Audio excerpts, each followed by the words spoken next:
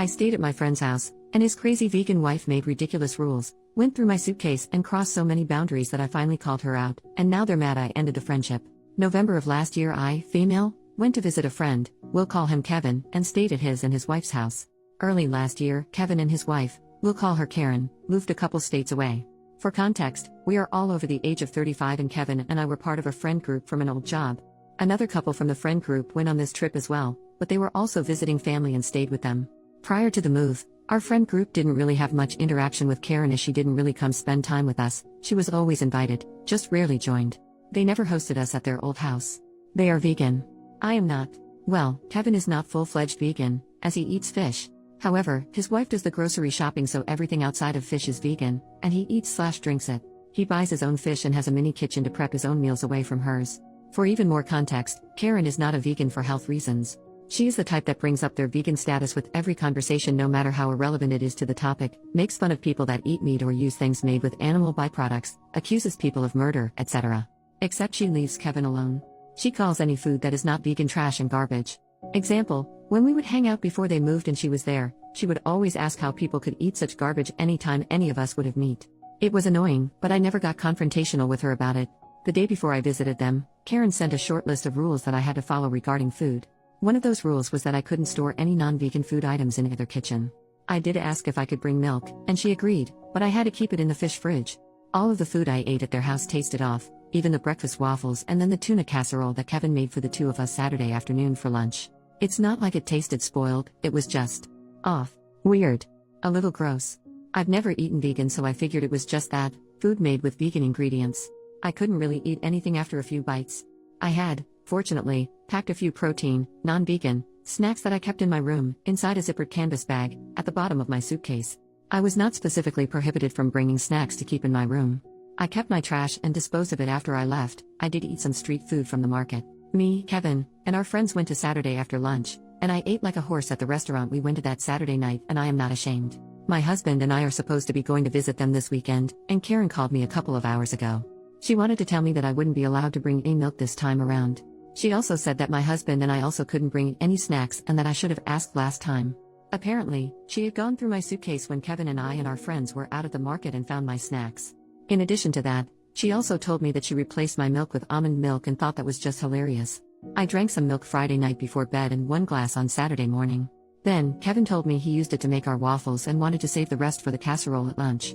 What actually happened was that after I poured my glass Saturday morning before breakfast, Karen dumped the rest of it out and replaced it with almond milk. Kevin knew it but didn't tell me. I never went to look for it because he said he wanted to save it. The waffles and casserole were made with almond milk. I was so mad that I knew I wouldn't be able to say anything nice. I told her I had another call coming in and hung up. After I calmed down, I called her back to ask why she went through my suitcase and why she dumped my milk. She told me that it was her house and she had a right to know, so that's why she was allowed to go through my things.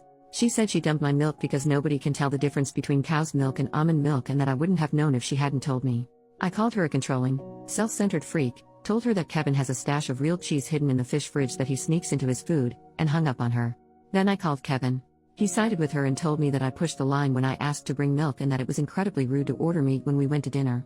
We argued, and I told him that it seems our lives are going in different directions and that we don't need to be friends anymore. I know I probably should have asked if it was okay to have non-vegan snacks in my room, or I could have kept them in my car. I also shouldn't have called her names. I was a guest at their house and Kevin has me half convinced that as a guest, I should have respected Karen's veganism and I had any non-vegan food at all.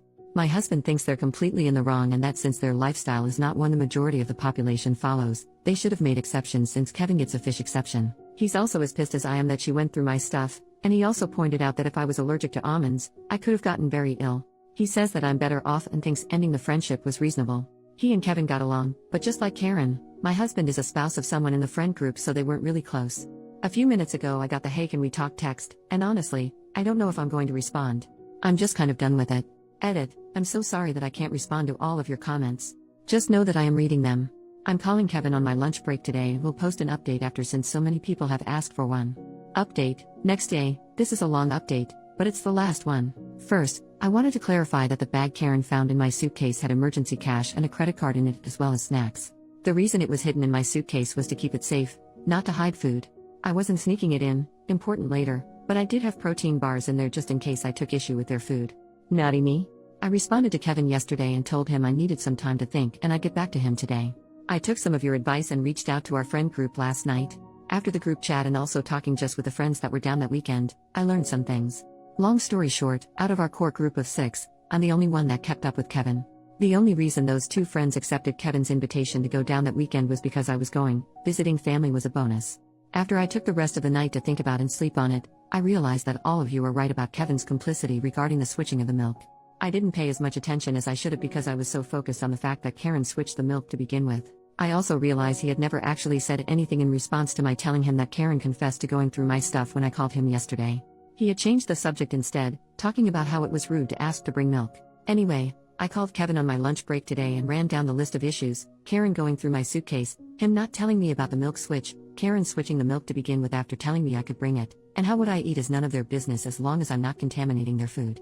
Basically, he told me the only thing he would apologize for was saying that it was rude to order non-vegan food at the restaurant. He said that since they had plenty of food in the house for me to eat, he didn't have to apologize for anything else. Apparently Karen had told him not to tell me about the milk switch because she was trying to prove that I couldn't tell the difference between vegan and non-vegan food, essentially the same thing she said to me yesterday. I told him that since I didn't eat any of it except a few bites, clearly I could tell the difference. He also said that he was eventually going to tell me about it but forgot. I said that she could have just said no when I asked to bring milk instead of being a swampy butthole about it. He said that although he didn't agree with Karen going through my things, I wasn't owed an apology because I broke the rules by sneaking meat into their house.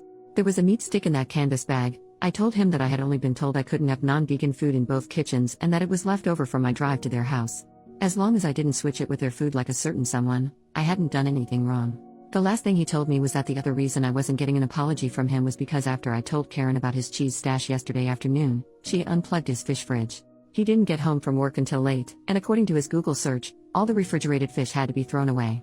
This is apparently my fault. He said that we were even now. He didn't tell me about the milk switch, and I snitched about his cheese. I tried explaining that they weren't the same thing and that I wasn't responsible for what she did, but he didn't care and said he knew I wasn't allergic to nuts. I don't remember ever discussing that with him, but whatever. I asked if he truly believed that I didn't deserve any apologies from either of them, and he said yes. I told him that if he couldn't see what they did wrong and apologize, I couldn't help him and to give me a call when he got his balls back from his wife. He hung up on me. Yesterday, I thought I owed him an apology because I was wrong. I thought if I gave him one, we could maintain a friendship. Today I think that the problem was that I was holding on to something that didn't exist anymore. Until you guys reality checked me, I ignored a lot of things and gaslit myself. So thank you everybody for the smack to the back of the head. Everybody should have people like you in their lives. Thanks for reading.